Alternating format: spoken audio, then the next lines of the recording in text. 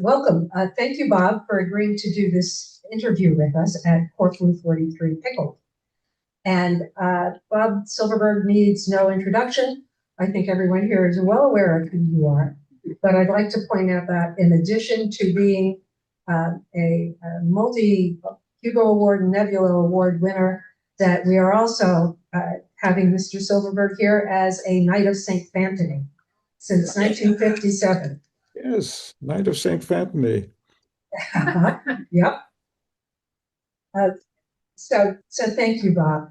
And why don't we start by having you tell us how you got started reading science fiction? Oh, when I was about 10, somebody gave me a copy of 20,000 Leagues Under the Sea. I still have that copy, by the way. And a little while later, somehow I got a copy of H.G. Wells' Time Machine. And I said, this is really interesting stuff. I wonder if there's anything more like it.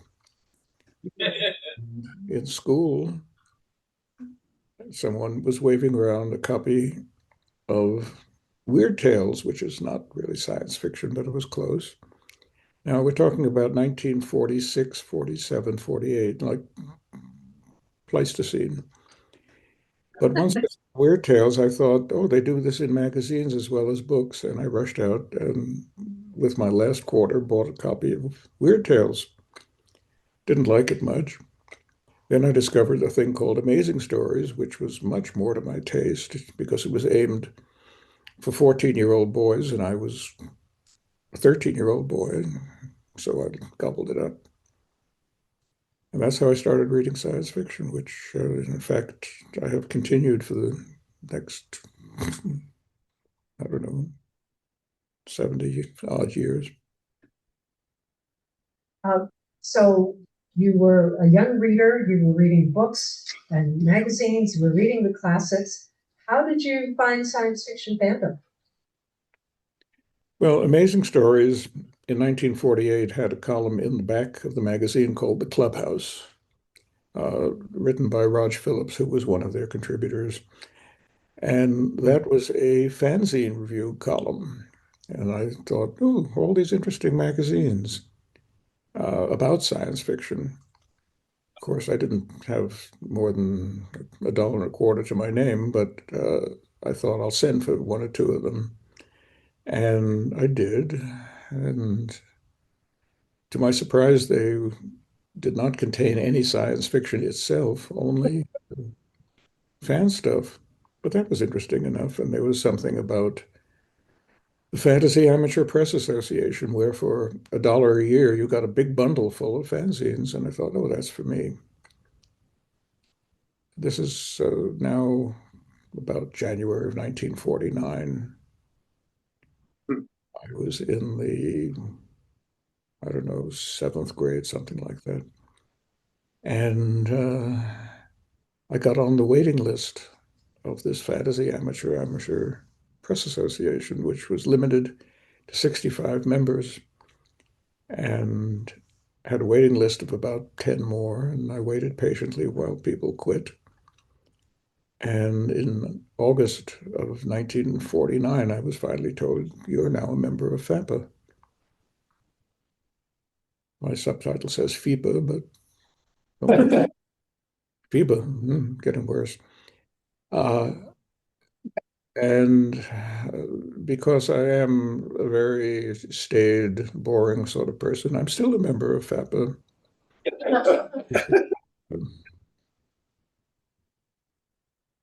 Did you think when you were that 14-year-old guy that you would have computers listening to you and writing down what you were saying? Well, we wouldn't call them computers then, they were called thinking machines, and they filled an entire room.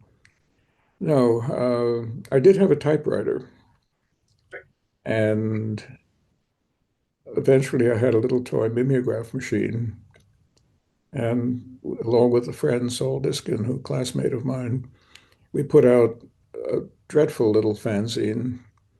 It was half-sized because that was the only paper I happened to have around. I remember when we put the first issue out, it was very badly mimeographed. Joe Kennedy, then still a member of FAPA, later became a famous poet under the name of H.J. Kennedy, H.J. Kennedy. H.J. Kennedy, who died a week or two ago at the age of 96. Joe Kennedy said mercifully, "Hey, fellas, use some ink." Very kind. He didn't say, "This is the worst little ugly fanzine I've ever seen." He just said, "Hey, fellas, use some ink." Everybody was very kind, and they gradually realized that they're dealing with somebody who is barely a teenager. And Tell them about how you got your typewriter. how I got my typewriter. Well, in order to tell them that story, I have to admit that I'm Jewish, which may come as a surprise to some of you. Go ahead. Friends. At the age of 13, Jewish boys go through a ceremony, a bar mitzvah, in which gifts are customary. And my father shrewdly said to a friend of his who wondered what I should be given, give him a typewriter. And that's how I got a typewriter, a little Royal Portable that I used for many of my first stories until it eventually fell apart. I still have a typewriter, by the way. I keep it in my office as an artifact. And So go ahead. just the other day, the question of using the typewriter came up in some email, and I said to my correspondent, "I wonder if they still make typewriter ribbons."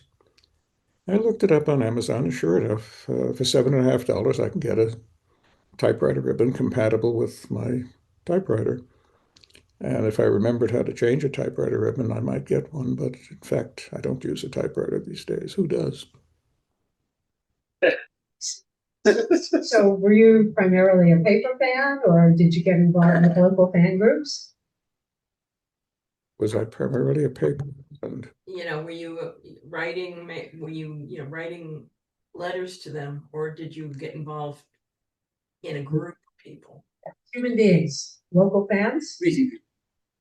I'm not answering that question at all, even though I've in the background is trying to explain it to me. Yeah. No, I think I read something about the Queen Science Fiction League. Oh, the Queen's Science Fiction League. Oh, I see. Was I mainly a paper fan? No, there was I lived in New York City, the Queen's Science Fiction League, run by an old-time and rather sinister fan named Will Sikora. Uh, and I would go out there, and a long journey from Brooklyn, where I lived, and attend meetings. No, I was quite sociable. And I met a lot of interesting people that way. The New What? Yorkers of the era, none of whose names would mean anything to you. I bet. Tell us some of the names. Heard a strange noise just then. People talk.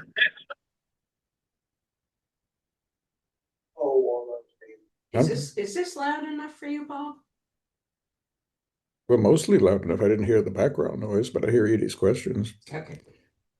Go ahead, I'm still here. Okay. No, I was saying, I think we would remember the people that were in those old names. I'm sorry, people are handing me questions because they don't want to wait.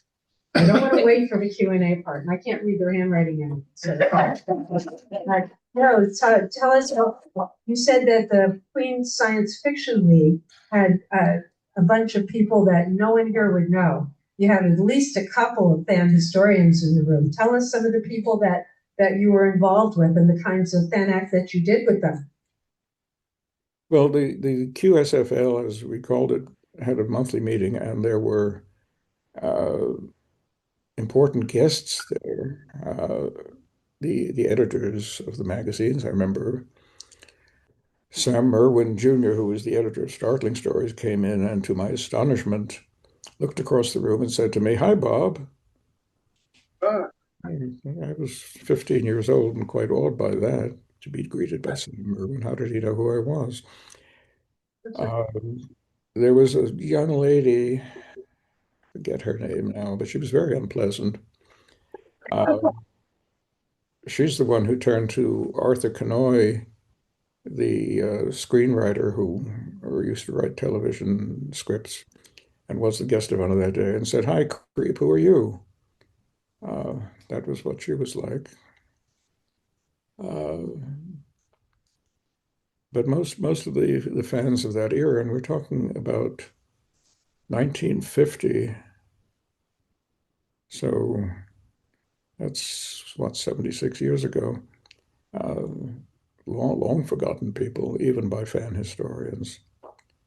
There were very few major fan figures in the QSFL. There was across the way in New Jersey, the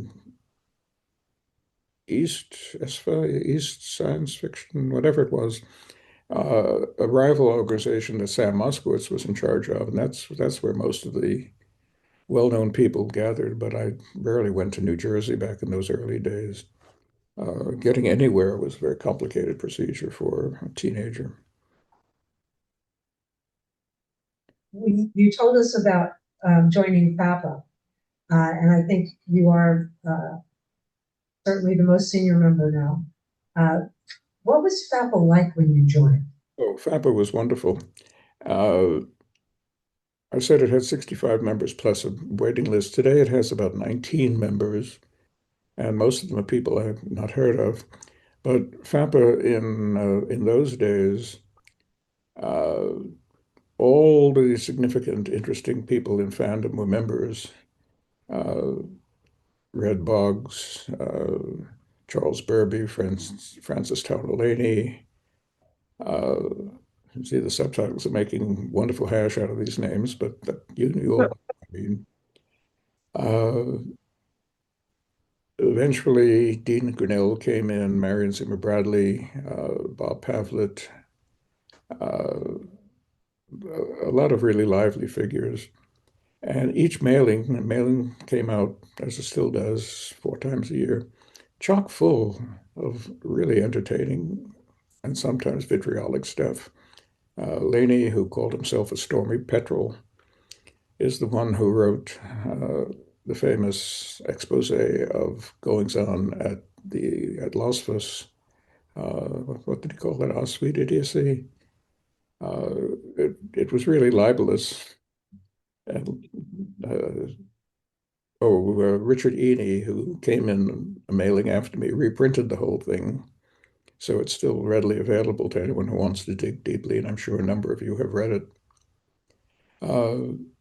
Somewhere along the way, all of these people died. But, and the new members of FAPA, I suppose, are very interesting, but not to me. Mostly, there are few. I read a fellow named Fred Lerner does a wonderful magazine, and he's been doing it for 25 years or so now. And Jim Benford was a member for a while, but he went away. Anyway, I stay a member because I've always been a member. I can't say I await the mailing with the same eagerness that I did in 1950, but very little that I await now with the same eagerness that I did in 1950. You have a whole room full of fanzine fans and more attached to the magic of the internet. Now's your chance to make a sales pitch for FAPA and get some new members. Well, we could use some new members who actually do printed magazines, not online stuff. And we could use some new members who know something about fandom. The present population, I don't know who they are mostly. But I know there are a bunch of people in this room that I'd be happy to see come back into fandom because they're the sort of people that were in fandom once upon a time in FAPA.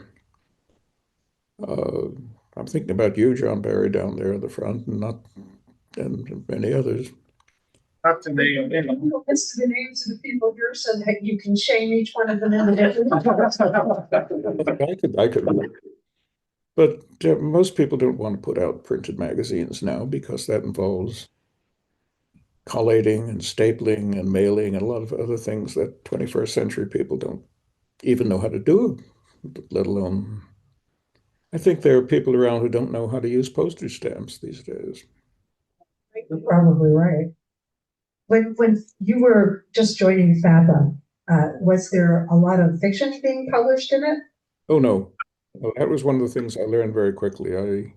In my little original fanzine, I published my own stories, which were not quite as good as the ones I wrote later. But FAPA, like most fanzines, did not go in for fiction at all. It was amusing back chat and convention reports and comments on other people's comments. It was like you know what a fanzine is. And I very quickly learned, don't put your stories in your fanzine. But I was in the process of growing up at the time. I started in 1949 as a rather callow early teenager. And within 2 or 3 years, I was president of FAPA. Which says both a lot about you and about FAPA. Are there particular highlights of those early years, particular fanzines or particular events that you want to talk about? 75 years, and remember the fanzines of those days. What I do remember is how interesting they were. We had, of course, coming in after me, people like Lee Hoffman and Dean Grennell. Do these names still mean anything? Yeah, yes. Sure they do.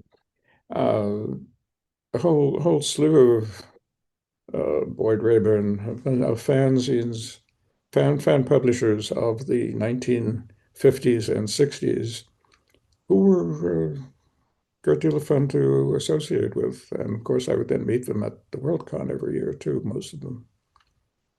Lee Hoffman being the big surprise because she had a unisex name and did not identify herself as female when she began publishing. And since females were so rare in fandom in those days, everyone assumed she was a male. The Korean War was going on at that time, and someone asked her, why are you not in the army? And she said, oh no, I couldn't pass the physical. Made us think that she was some poor deformed fellow the South. Well, no, there was nothing deformed about Lee at all. She just happened to be female, as the world discovered when she finally showed up at a convention in, was it New Orleans? Must have been New Orleans, where they had the famous Room 770 party, the name of which still goes down in fan history. And everybody was caught by surprise when Lee turned out to be somebody who couldn't pass the Army physical because she wasn't male. Did you go to the party in room 770? No, I was still in high school and could not afford vast travel, like all the way from New York to New Orleans. My first Worldcon was 1953 in nearby Philadelphia. I took a bus down from New York and I rented a suite at the convention with another young fan of the day whose name was Ellison, Harlan Ellison. And Harlan and I then rented out floor space in our suite at $5 a night. And we turned an enormous profit. There were people all over the floor. That was my first convention. Your first convention was Worldcon. It was the PhilCon 1953. It was Worldcon. That was a Worldcon, yes. And I don't think you've missed a one since. Going to. I didn't go to the next year's convention because it was in far off San Francisco. And in those days, the distance between San Francisco and New York was like the distance between here and Pluto. But after that, I didn't miss a Worldcon until the pandemic messed things up many decades later. I know that we will have a lot of Harlan stories and other stories to tell us. Who in the early days were your particular fannish friends? I think you mentioned Tucker and Rotsler and Dean Grennell. I'm sure there are more stories. Yeah. Tucker was a very senior figure when I came in, much older than I am. But because I grew up fast, we became pals and remained so until the end of his life at about the age of 92. Rotsler, who was about 10 years older than I am, lived in Los Angeles, but was a star of of FAPA and cut a remarkable figure, a dashing, romantic guy who moved in a world of naked ladies and writers, and oh, he was something wonderful. And I met him at the 1958 Worldcon. Here's the awesome Bill Rotsler. And we immediately became close friends. And when many years later, to my surprise, I found myself living in California, I spent a lot of time with him. I would go down to LA where he lived, and we would hang out. I would room at his house when I was down there, or he would come up here every Christmas and spend a couple of weeks in the Bay Area. These were marvelous friendships, and I miss them all. But one of the downsides of longevity is outliving all your friends, which I'm in the process of doing. I lost a good one today, Joe Green, the science fiction writer, who lived in Florida and worked for NASA, a space engineer. Joe was 95. Good for him, but he's no longer with us. Well, Rosie said that the end was graceful, that it wasn't too bad. So that's all we can hope for. I think a lot of the friends you mentioned died at a ripe age, at a good age to retain. Let's hope science fiction confers some longevity on all of us. Yeah, that's a nice way to go at 95 peacefully. I do remember when I saw Jack Williamson for the last time. I went to his 96th birthday. I was then, I don't know, 83 or so, something like that. And as I was leaving the party, Jack said, "I wish you a long life, Bob," which is a nice thing for an old, very old man to say, indicating that he was finding his old age satisfactory. Sometimes it isn't so satisfactory, I hear. I'm in pretty good health for a young man of 91. Then the next thing Jack said to me, I told him, "I'll come back for your 100th birthday, Jack." And he looked me up and down and said, "Well, you look pretty good, Bob. I think you'll make it." Because Jack only lasted to be 98. Wow. Yes. Joe pushed to have Jack Williamson as a guest at a Worldcon when I think Jack was in his 70s because he was worried that Jack wouldn't be chosen. It was a premature concern. Yeah. Well, you don't know until you get there that you're going to live to be very old. Remember Isaac Asimov wanting to get the Grand Master Award from the Science Fiction Writers of America. And though if anybody was a Grand Master, it was Isaac.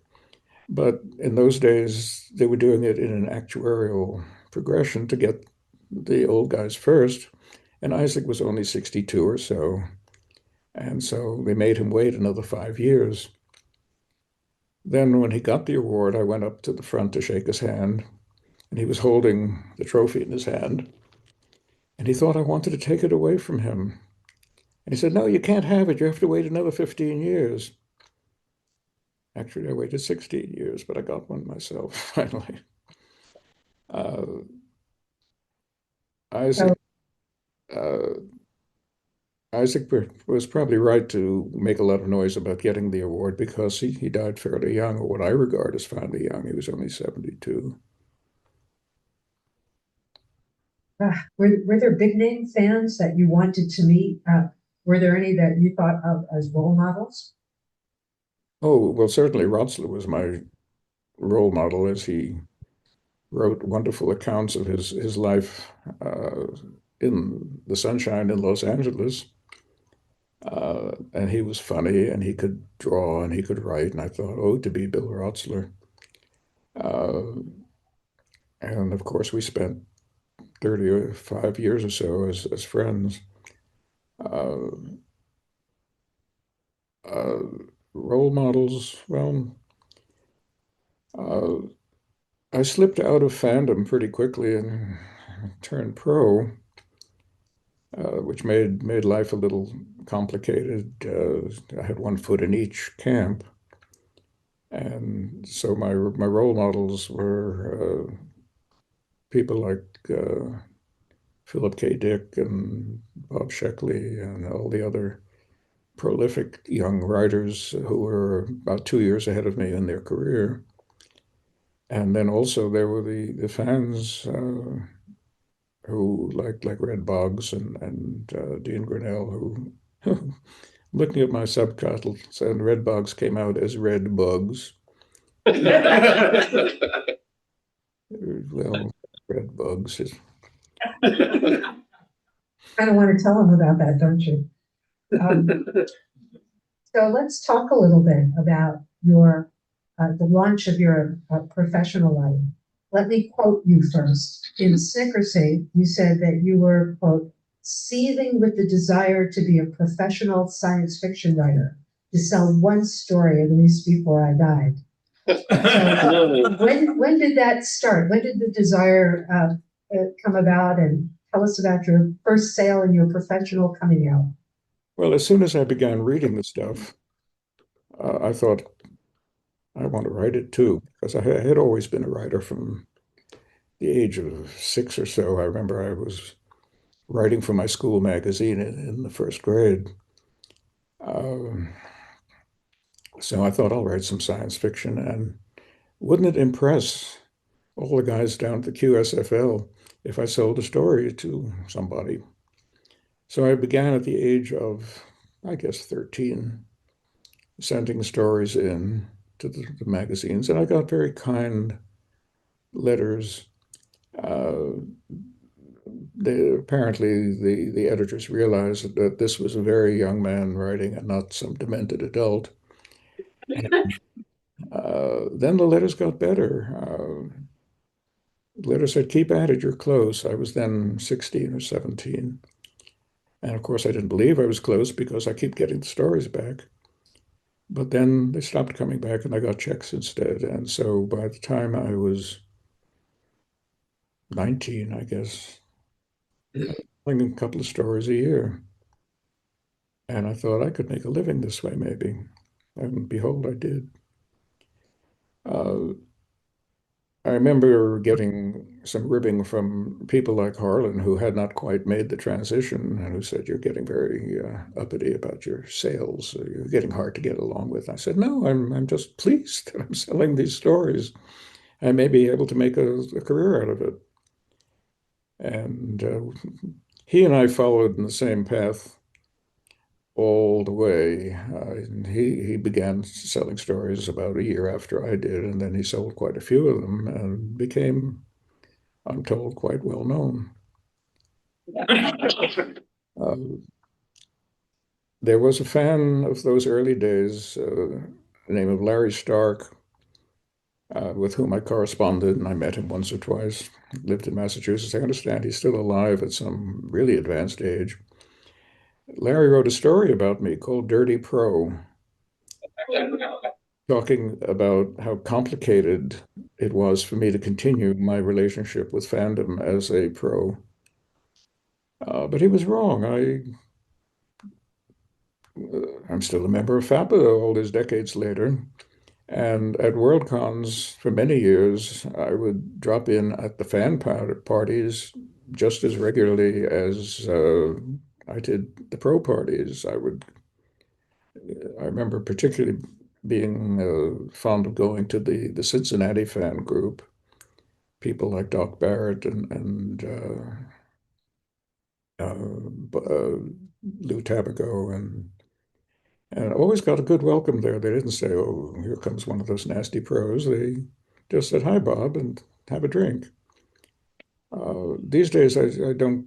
Well, actually, these days I don't even go to the Worldcon very much. They've gotten very different from what I remember, but uh, I don't go to the parties because they're now so crowded and hectic, and I'm a fragile old guy. But uh, I made no distinction back then between fan and pro parties.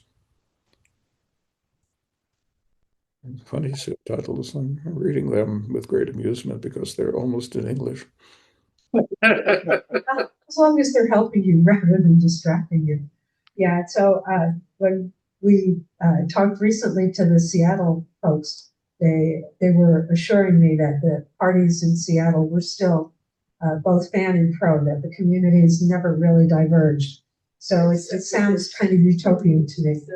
I kind of feel nostalgic for the times in fandom that I didn't live through. Let's see. Lost my. Well, the parties back then were not quite as elbow to elbow. On the other hand, people smoked back then, and sometimes it was difficult, even in a small gathering, to breathe. I remember one party in which even the smokers came staggering out of the green air, clutching their throats. But the parties were small and peaceful, and you knew everybody, and they were fun. A lot of the fun went out of the Worldcon for me when they got so crowded. How crowded is too crowded? How crowded? When did they get too crowded for you? Well, it began building up, I guess, in the 80s. But it became eventually also most of the people I went to the Worldcon to be with were not there anymore. It was one thing to walk into a room and say, "Hi, Lester, hi, Fred, hi, Gordy," and another to walk into a room and have people looking at me and whispering and saying, "That's Robert Silverberg." Uh, I didn't feel comfortable in that. For me, it was like a family gathering, and the family scattered. But I will go to the Worldcon, God willing, in Anaheim this year. And I think it will be my last Worldcon because the next few are all far away and I don't want to travel very far anymore. I'd love to go to Australia again, for example, but I'm just not up to a trip like that. A couple of years ago at another California Worldcon, you told Joe a wonderful story about Howard Brown, starting with your initial article about him. Would you share that with us today? It's a good story. Like any teenage fan, I was very arrogant about my critical beliefs.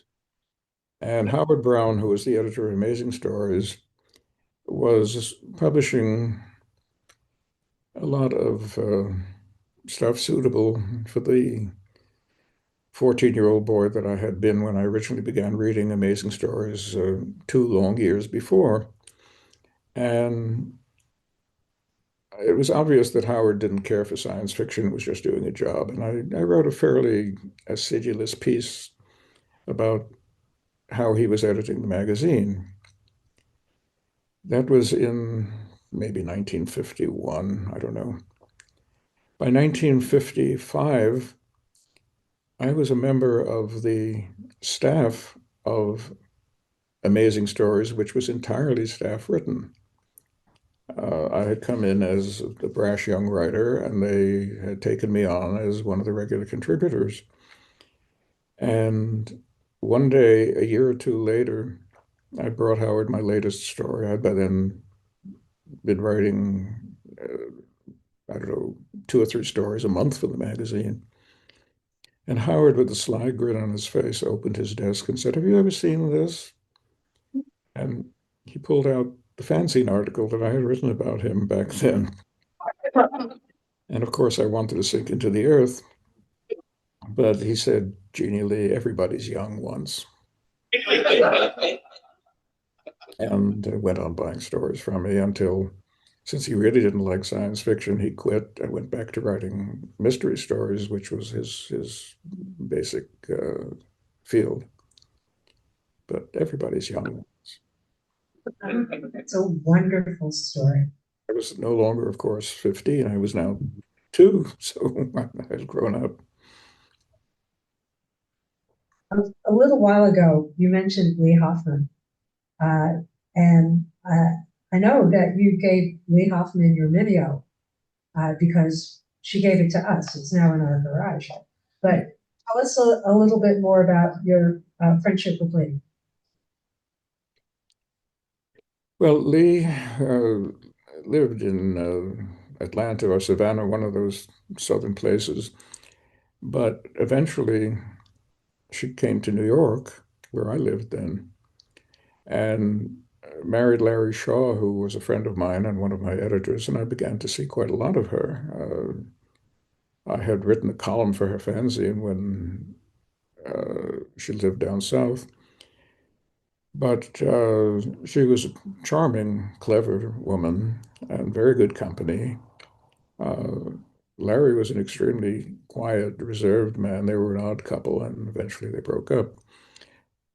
Uh, it was clear to me that I was not going to do any more mimeographed fanzines, and here I had this now full-size mimeograph that had long ago replaced the toy one that I had begun my fannish career with.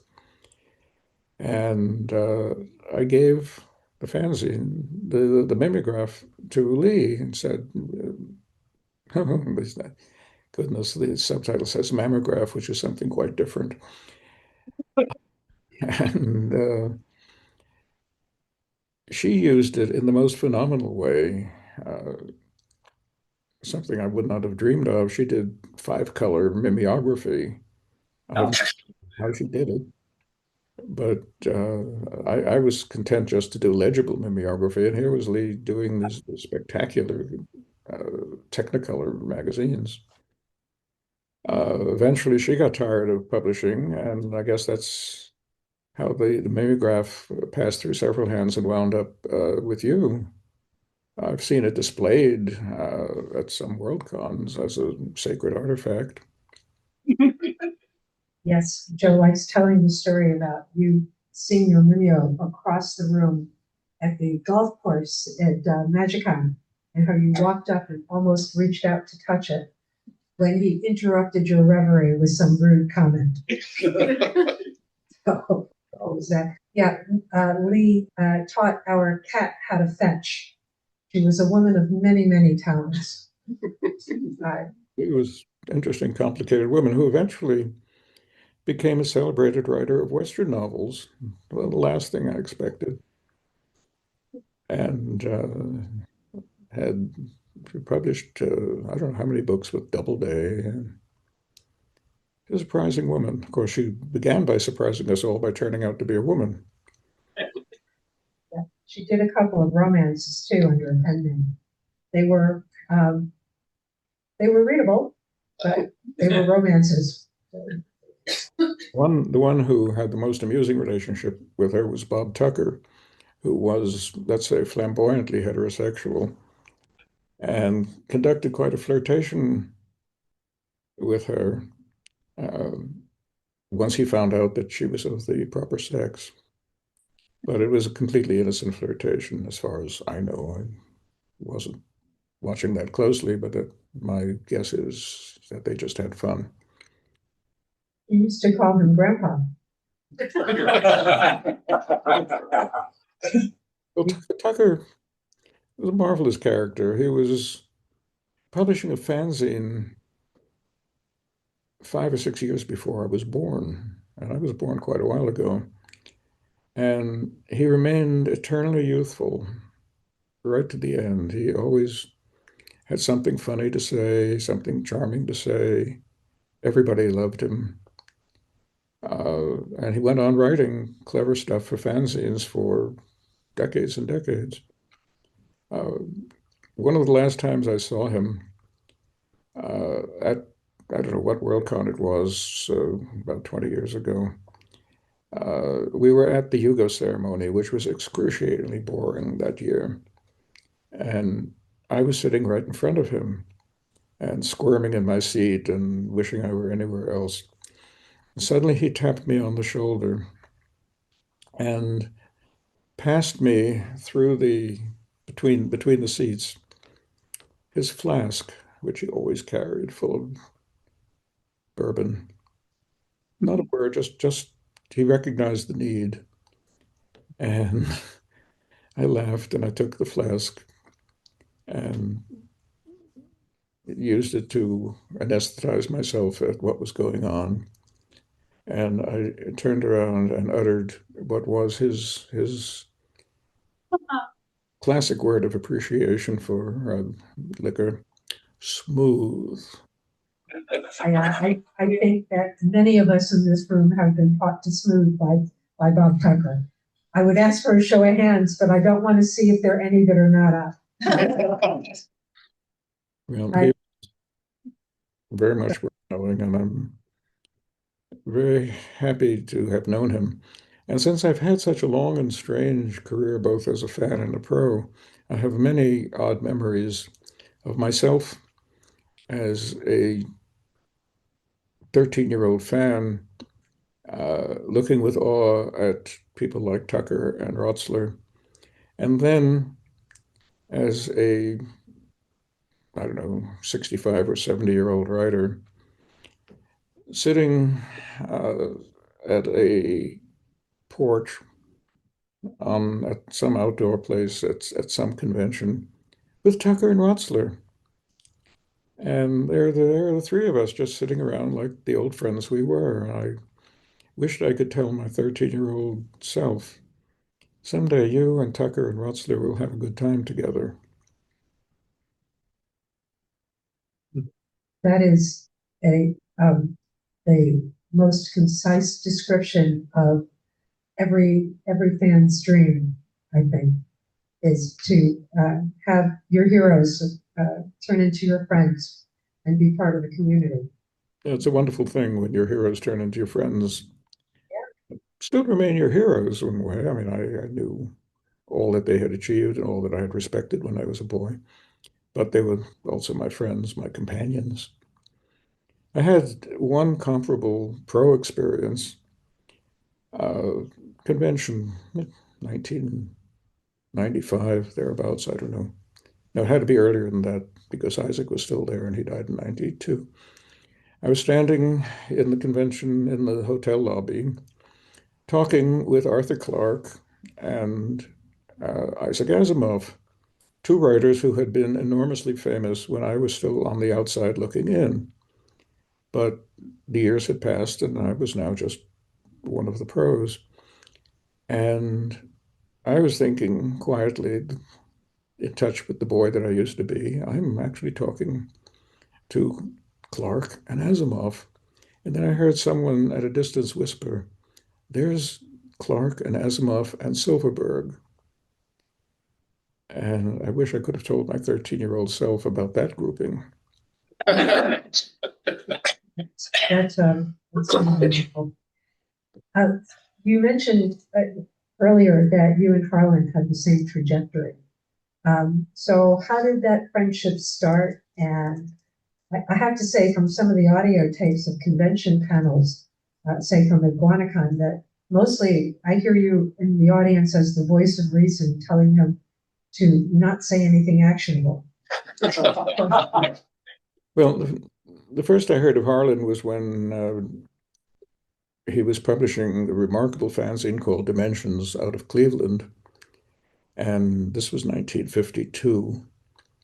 And I got a copy of it. And of course, it was a fine magazine. And I wrote to him and we had some correspondence. And one day he called. I remember I was at home in Brooklyn. I was a freshman in college then, I think. And my father came in awed and said, you have a call from Cleveland. In those days, one didn't make long distance phone calls unless one was a Rockefeller.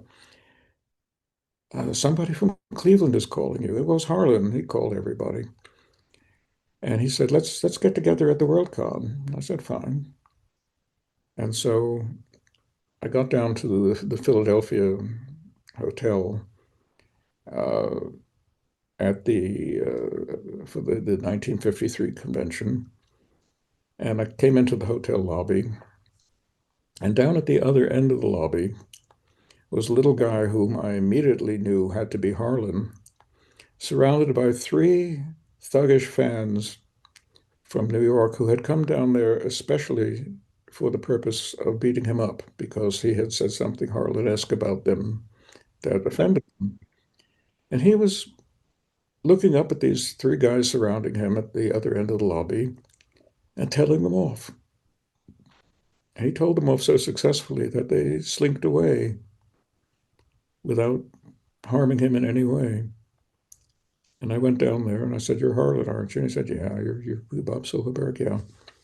And that began a very complicated, turbulent friendship that lasted more than 60 years, maybe 70 years. I don't know. He died about 5 or 6 years ago, uh, in which uh, he was like my crazy younger brother, although he was actually a few months older. And I was constantly saying, "No, Harlan, this is not a good way to do things. You only get in trouble." And he said, "I don't care." And every time he got in trouble, he talked his way out of it by being Harlan. It was a remarkable friendship. We couldn't have been more different in many ways, but we also traveled the same way from fan to pro. Teenage fans who suddenly began selling stories to everybody and got to know everybody, and of course, got pretty well known as the years went along. And though he was a pain in the neck, I miss him tremendously.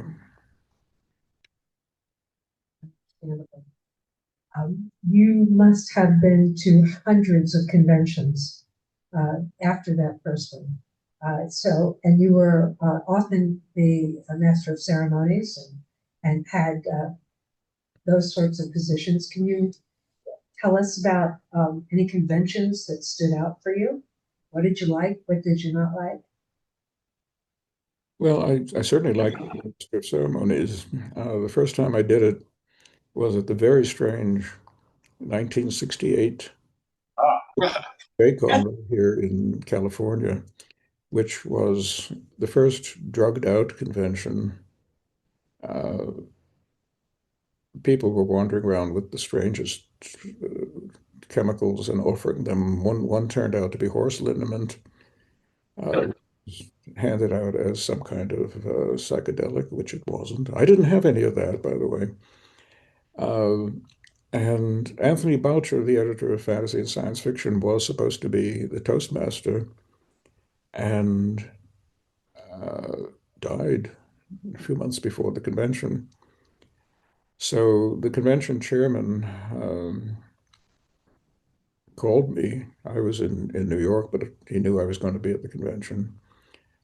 This was Alva Rogers, who again became a longtime friend of mine, and said, "Bob, will you be Toastmaster in place of Tony Boucher?"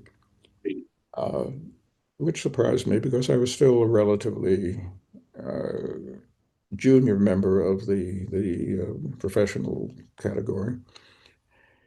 And so I was the Toastmaster at the Worldcon, where I was stranded on stage for 5 hours.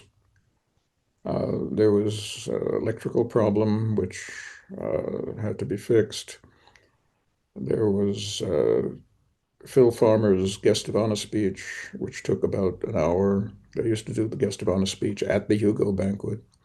And there I was standing there through the 5 hours, making jokes, wishing I were anywhere else. It was a wonderful experience.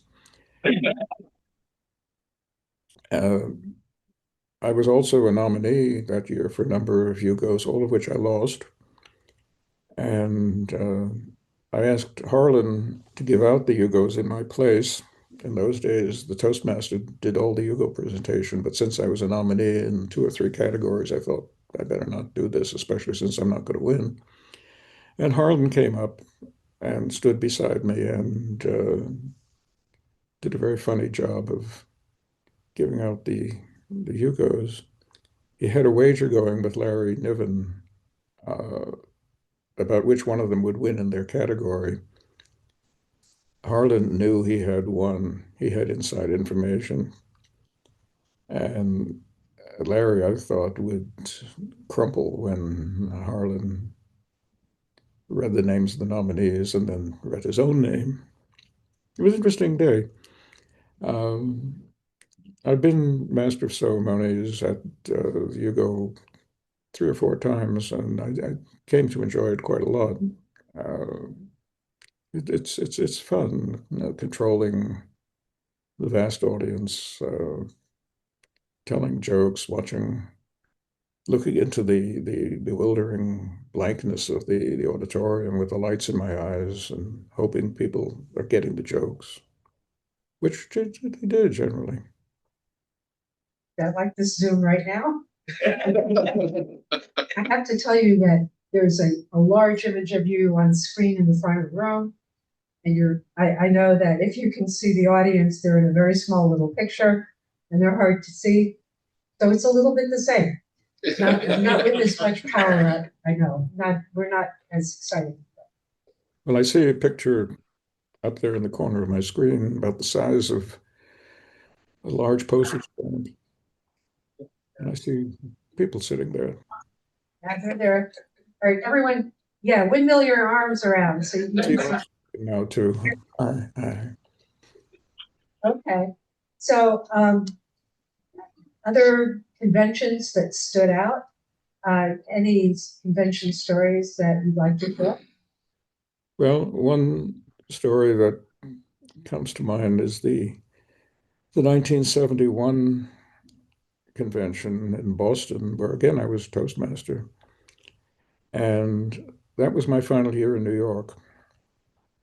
I had such an interesting time at that convention with people who were living in California that I thought, why am I still living in New York where it snows all the time and in the summer is all that heat? And I went into that convention as a New Yorker and came out of it as a Californian. It completely transformed my life. Now I've lived much more than half my life in California, where it's a beautiful day. I understand other people on the other side of the mountains there are having different weather. Good for that. When you were contributing to fanzines and Pubbing Your Ish, you were a very serious and constructive fan. Are there aspects of convention? Do you like the Circon parts of conventions more appealing than the older, more relaxed cons? Did that attitude carry forward into your convention going? Well, as I said some time back, I have one foot in each camp. As a fan, I was rather Circon. I wrote histories of the magazines and stuff like that. But then when I moved on into the pro world, I had no interest in writing serious stuff for the fanzines. I wrote fan stuff and remained fannish in that identity. And the rest of the time, I was the guy who was selling all those stories to the pro mags. So it's been a schizoid sort of life. I don't deny that I'm a fan at all. I would rather be at a fannish party than at a ReaderCon where they all talk seriously about science fiction. I've done a lot of talking about science fiction. I'm a little tired of that. But fandom has been endlessly amusing. And I have lost contact with it, but I've lost contact with a lot of the world. That's one interesting thing about getting really old. You tend to eliminate a lot of stuff that you once did and you just stay home a lot.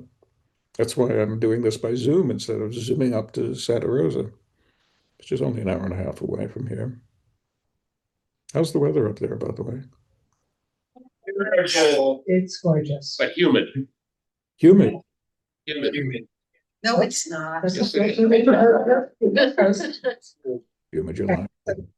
telling us wonderful stories about people that we all miss and people we didn't know, and a lot of convention good stuff. What should we ask you that we haven't asked you yet? What should we? Oh, What are the stories you don't want to tell us? there's a lot you could ask me about that I'm not going to tell you because those are stories I don't want to tell you. Been a long and lively life, and a lot of it involves other people whose reputations I don't choose to blacken in public. Hey. You don't have someone standing in the background saying, "Don't say anything actionable." So, has a career as a professional writer been all that you hoped it would be? Oh, absolutely.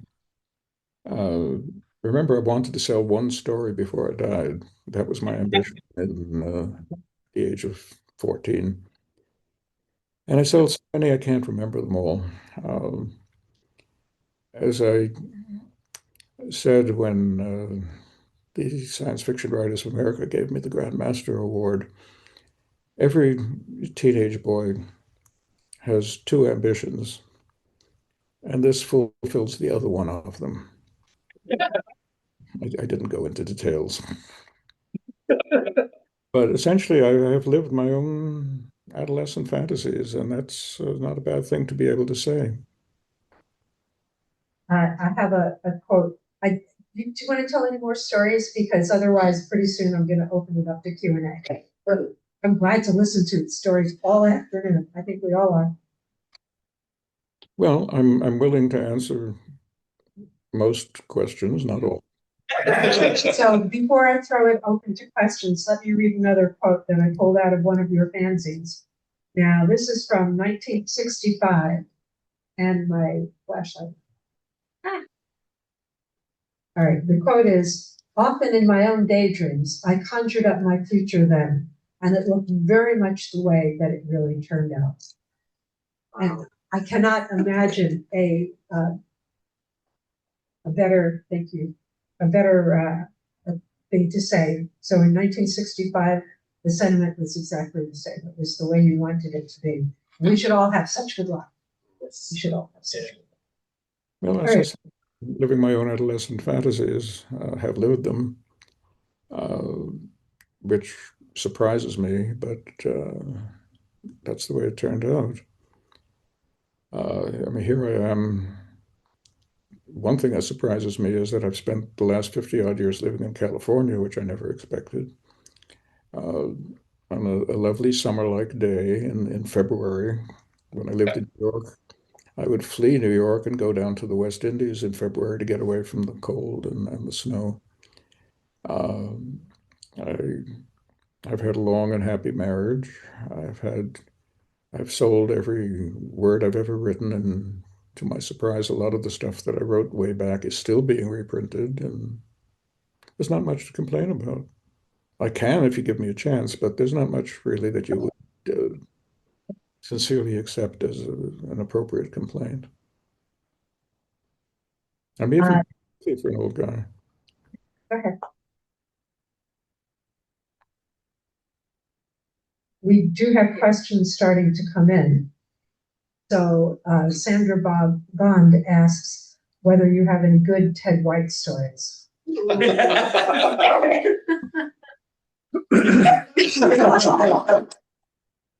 Oh, I knew Ted for a long time when I lived in New York. We got along very well. Ted can be a very difficult guy, but not with me. One thing I remember, there was a fan named Ron Elick, a very important fan of the 1950s and 60s, who was also a major collector of fanzines. And Ron was killed in an auto accident in about 68 or so. He had stored his fanzine collection in Brooklyn. He lived in Southern California. He stored it with Ted. who had a two-room apartment. And when Ron died, Ted called me, and he knew I had a huge house in New York, and said, would you mind taking care of the Ehrlich collection? It really is crowding me out. I said no. So dozens of cartons of fanzines arrived in my house. And to my surprise, 3 years later, I found myself moving to California at an enormous expense. I moved all those dozens of fanzines and kept them stored on the loft above my office. Rows and rows of cartons of fanzines that I didn't really want. And finally, I wanted the space, and I gave them all to the beloved Ron Bob Lichtman, and they became part of the Lichtman fanzine collection. But I remember Ted dumping all this stuff on me. Would you mind keeping the Ehrlich? It was enough to fill 2 rooms. What? Ted Anderson is still alive at practically my age. That's true, and that story is a cautionary tale for many of us, whether or not Ted is involved. We have a lot of questions that have come in. Lenny, do you want to ask your questions? Do you want to come up and grab the mic and ask your question? Is that the sinister Len Bayless? Yes. He's coming. Sinister. Older and fatter. Well, you actually, I think this was one that I asked, which was, did you go to the room 770 party? Yes. New Orleans. At the New Orleans, oh God. No, I was not in room 7. Room 770, where Lee Hoffman was discovered. Unless I have that wrong. No, so Lenny, he already answered that. Yeah, that's what I thought. You I answered thought you had a that. second question. I forgot what it was. Well, I don't know. I could ask you. You still remember the Anna Russell parody song that I wrote about you? It's the Rich Steph Tycoon. Oh, you probably don't. It was reprinted in Bill Donahoe's Habakkuk once. But it's okay. It doesn't matter very much. You've always been a good writer and a great. Thank you, Lenny. What I do remember, Len, is that you asked me a question at some convention, I don't know, 50 years ago, the wrong thing to ask. And I let you know it was the wrong thing to ask, and you were apologizing it for the next 20 years. Okay, so let's take one from the UK, and then Tom, are you in the room, Tom Whitmore? Yeah, so come up after the one in the UK. From Ian Sorensen, The Dawning Light was the first SF novel I ever read. Years later, I read The Shrouded Planet. How did writing with Randall work? The result of the collaboration made me into a science fiction fan. And what is the question? Oh, how did writing with Randall work? It was interesting. Randall Garrett and I could not have been more different as personalities. I'm quiet and a little sly and pretty sober most of the time. Randy, outgoing, extroverted, alcoholic. He came to New York in 1955, where the only person he knew was Harlan Ellison, who lived next door to me. And though they immediately got to hate each other, Randy and I struck up a very interesting friendship because though we were opposite in so many ways, we were both interested in making a living as science fiction writers. So we began to collaborate. We would toss an idea back and forth. He was considerably my senior as a writer and my superior as a writer then. And we would work out a story. And then, because he was absolutely fearless, he said, let's take this down to John Campbell. and see what he thinks. Now, John Campbell to me was a demigod, and certainly nobody I expected to be writing stories for, but we went down to Campbell's office, where Campbell perceived me as the second coming of Isaac Asimov. Here's another 21-year-old writer, bright Jewish boy from New York. Looks like he's got some ability. So we pitched the story to Campbell, and he said, it's very interesting. Now do it this way. And he turned it completely upside down and said, go home and write it. We wrote it, and John bought it. And I could not stay up. I couldn't sleep all that night thinking, Oh, 21 years old, I've sold a story to Campbell. And then John said, write a sequel. And Randy and I worked out a sequel. A third one. And then to my amazement, he said, now write a 3-part serial set in the same world. And we did. And I'm still 21 years old. Now I've sold a serial to Campbell, and I, in fact, made more money out of that first sale than I'd made my entire previous career. And I just gotten married, and it paid the rent. It was a wonderful thing. So Garrett and I were a very successful collaborative team, even though we didn't really like each other much. I mean, I was that stodgy, sober kid, and he was a drunken, lazy guy, but we could make good music together. Until I got married, and then Barbara, my first wife, said, I don't want that man in my house. She had good reason for it. Long before that, Randy and I didn't say I called him Randy because that's what he was called then, but he eventually wanted to be called Randall, and I'm not quite in the habit of it. Randy and I went to see James Blish and his wife of that time, Virginia Kidd, who lived in Manhattan near us. And in the course of the evening, Randy had too much to drink, as she often did, and fell asleep in the kitchen under the sink. And eventually it got quite late, and I said, I think I'm going to go now. And Virginia said, well, where's your pal? And I said, I don't know. We went searching through the house and found him conked out completely under the sink. Yet he was a good writer and sold a lot of stories to Campbell, and people found him amusing. I found him amusing in a difficult way. So that's a Randall Garrett story. There are some others that shouldn't tell. Okay, next is a question from Tom Whitmore.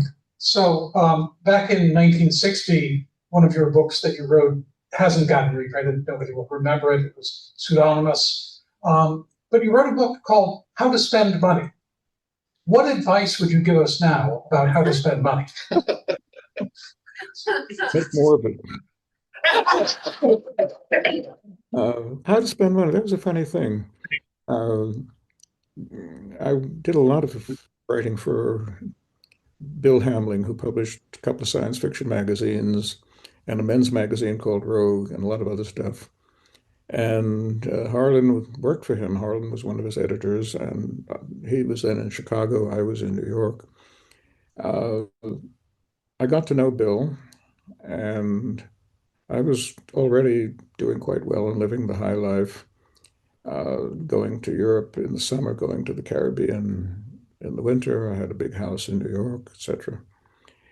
And Hamling had just come into the big money himself, though considerably older than I was, but he had been a minor editor for Amazing Stories and then had been publishing his own not very successful science fiction magazines, and then his men's magazine had made him a fortune.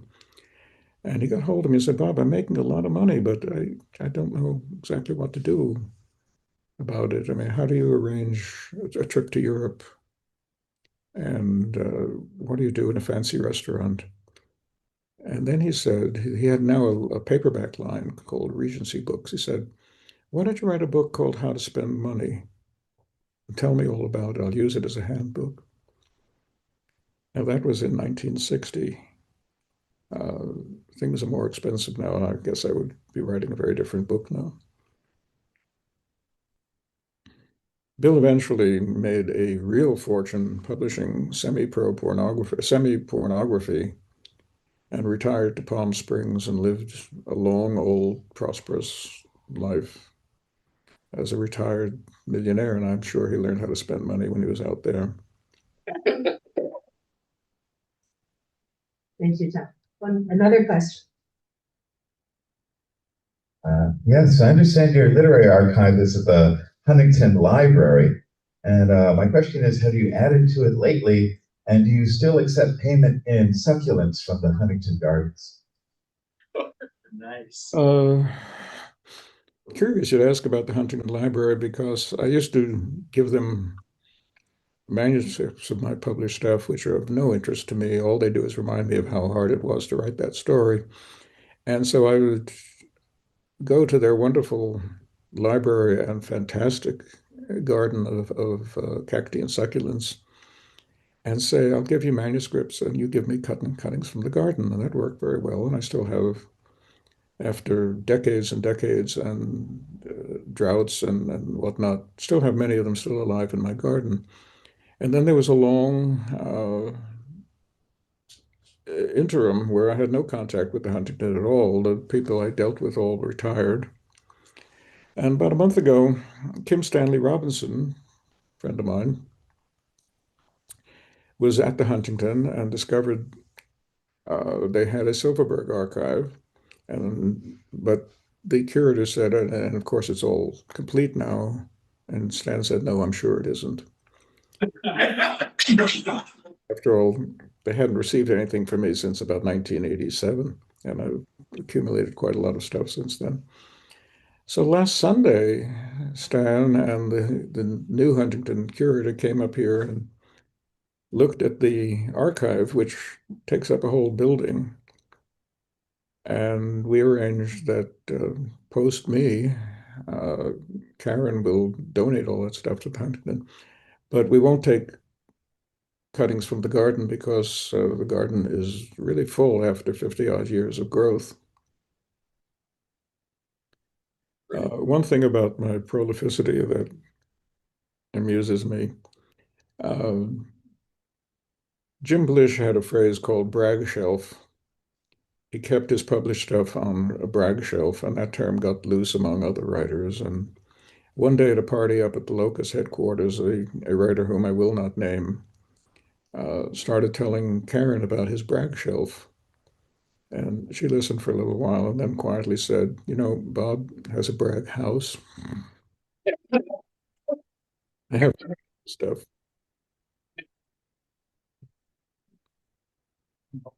A question from Joe.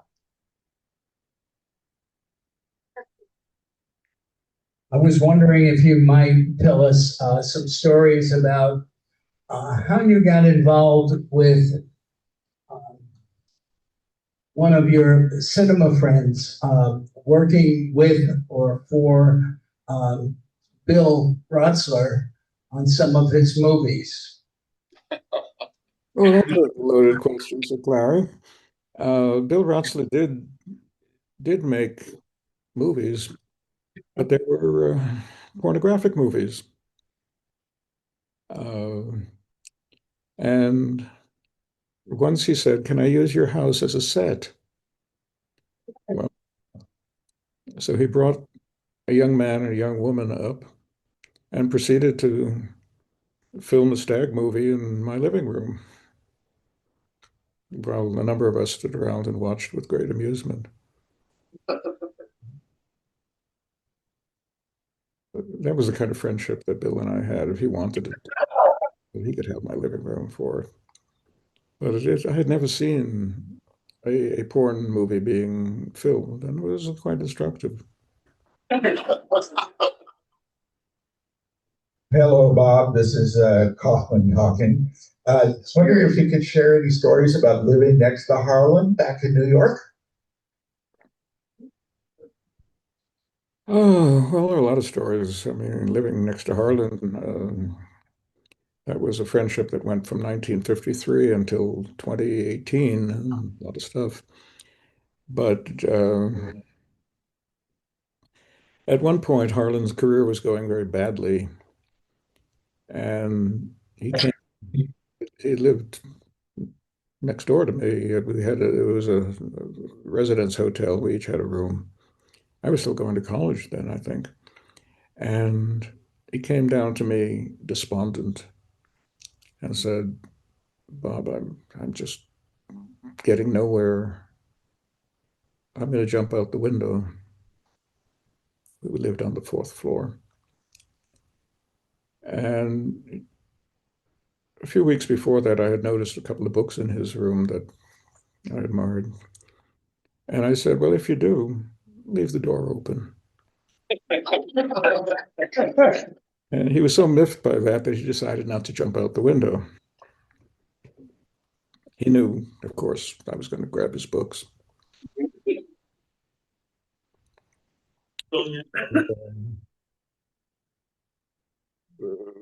I dedicated a book to him once that mentioned open windows, a reference that we were the only ones who knew about.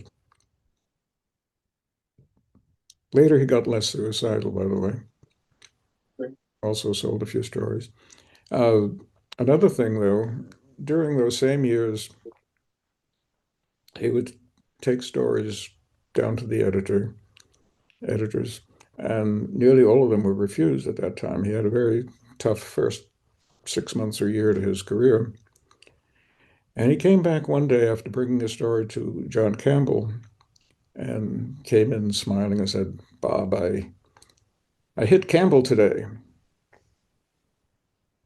Well, hit in writer prose means I sold a story to Campbell. But also, John was a very big man with a very big nose, and was quite a small man, also with a big nose. And I had an image of Harlan jumping up on a chair and bashing John in the nose and making quite a mess. Well, no, he hadn't done that at all, but also he hadn't sold the story. He never did sell Campbell's story. Campbell didn't like him. But Bob, I hit Campbell today. When he did finally make a big sale, he wasn't even there. He sold a novella to If, and he went back to Cleveland or someplace to visit somebody over Christmas, and I got his mail for him. And there was the letter from If with large check in it. And when he came back, I said, we heard from If about your story. And he began to look crestfallen, and I waved the check at him. He liked that.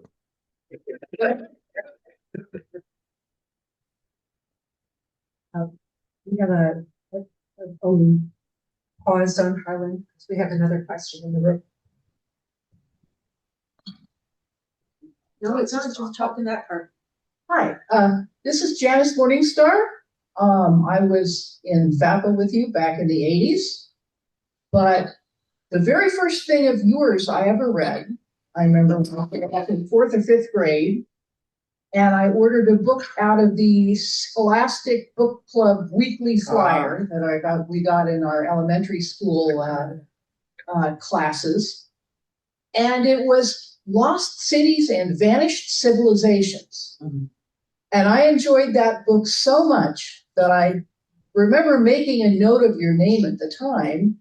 And then after I discovered science fiction, which wasn't until 7th grade, I started noticing your name on the spines with the rocket ships on them. And I'm just wondering how it is that you came to write Lost Cities and Vanished Civilizations. Well, though I identify myself as a science fiction writer, I did write a lot of nonfiction. Lost Cities and Vanished Civilizations is an archaeological book about lost cities and vanished civilizations, Pompeii and Chichen Itza and 5 or 6 others. I went to Italy in, I think, 1960, and because I'd always been interested in archaeology, I went to Pompeii. And when I came home, I said to my agent, Henry Morrison, who was himself a fan before he became my agent. Henry, I'd like to do a book about Pompeii. And he said, there are plenty of books about Pompeii. Why don't you do one called Lost Cities and Vanished Civilizations about various archaeological stories? And I have a publisher I want to talk to about it. And before I knew it, he had sold Lost Cities and Vanished Civilizations. And then I wrote it, published it in 1962. And it was a very successful commercial for a long time. Went into many printings and book club and whatnot. Then, of course, went out of print. And about 3 months ago, I got an email from a small press who said, you know, I like your archaeological books. I'd like to reprint Lost Cities and Vanished Civilizations, a book that was then, what, 63 years old. Unfortunately, he got ill and everything is on hold, but I was astonished that everything old is going to be new again. But I remember also people who kept coming up to me and saying, I used to read you in the 4th grade. I read Revolt on Alpha C and scholastic books and all of that. And usually what I would tell them, this was quite a while ago, I was in the 7th grade when I wrote it. They didn't believe me. Bob did a wonderful write-up of how he came to write nonfiction for a fanzine that came through FAPA.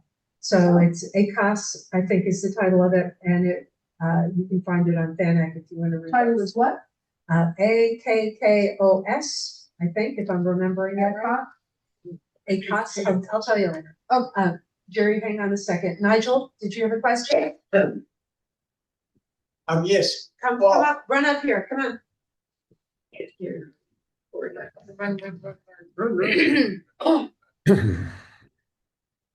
Hi, Bob. Nigel Rowan. I'd like to ask you if you could share a few stories about your friendship with Boyd Rayburn. Well, Boyd Rayburn, some of you may remember him, I hope, came from New Zealand and lived in Canada and was a member of FAPA, a very civilized man. We got to know each other and we saw we had a lot of common interests other than science fiction, like going to nice restaurants and drinking good cognac. And in those days when I lived in New York and fled February to go to the West Indies for a couple of weeks of warmth, Boyd would join us. He'd fly down from Toronto and we'd come down from New York and we would meet in some place like St. John or Grenada or Dominica. And we'd spend a couple of weeks together. Once we went to the French-speaking island of Guadeloupe, and Boyd had just finished a Berlitz course in French. I don't speak French very well. And as we traveled around the island, we stopped at some gas station for a refill. And Boyd explained to the attendant that we wanted gas, and he explained it in his best Berlitz French. But what they speak in Guadeloupe is not Parisian French, but Creole French. And so Boyd finished explaining what we wanted, and the attendant said, I'm sorry, I don't speak English. In English said that. Anyway, I had a very good time with Boyd on many a trip. And So tell them about the stick shift, the driving, when you had to drive for everybody. oh, one of those Caribbean trips, St. Martin, Dutch island, we went out to dinner far away, and we had rented a car. My first wife, Barbara, was an much more experienced driver than I was then. And we all had a great deal to drink at that restaurant far away. And as we were going back to the hotel, leaving the restaurant, my companions said, I don't think I should drive. Would you drive? And as I said when was talking about Randall Garrett, I'm a fairly sober guy, and even with a lot to drink, I remain pretty sober. And they handed me, whoever had been driving, handed me the key, either Boyd or Barbara. And I got into the driver's seat and discovered that there was a floor shift. And I had never driven a car with a floor shift. I had always driven with the stick shift on the wheel. And I looked at this thing on the floor and said, I wonder how I do this. And I did it with a little alcohol in me and many miles to drive on a country road in an unfamiliar car, driving a gear shift that I can understand. And I'm very proud of that moment because I'm here to tell the tale 60 years later. We have time for They had not What? had the keys. I wish somebody else had driven. So we have one more question. Jerry? Hi, Bob. Jerry Sullivan here. Enjoyed talking with you in Seattle briefly. What I'm wondering is, I am still, or I've resumed publishing a print fanzine, and I've received several really good print fanzines from people here at Corflu. And I don't mean to put you on the spot, but I'm wondering, are you still interested in receiving print fanzines like from me and fellow Corfluvians here? Say no. Well, I confess that unless there's something I'm absolutely going to be interested in, I would just as soon not. For the reason that I can read only so many hours a day, and I'm trying now just to read things that are of colossal importance to me, and most fanzines are not going to be. So if you're going to write up Corflu, of course, and want to talk about this event, I'd like to see it, but basically I'd just as soon be left off the mailing list. Fair enough, thanks. I was going to tell her to join FAPA. You're not the only one I've told that to.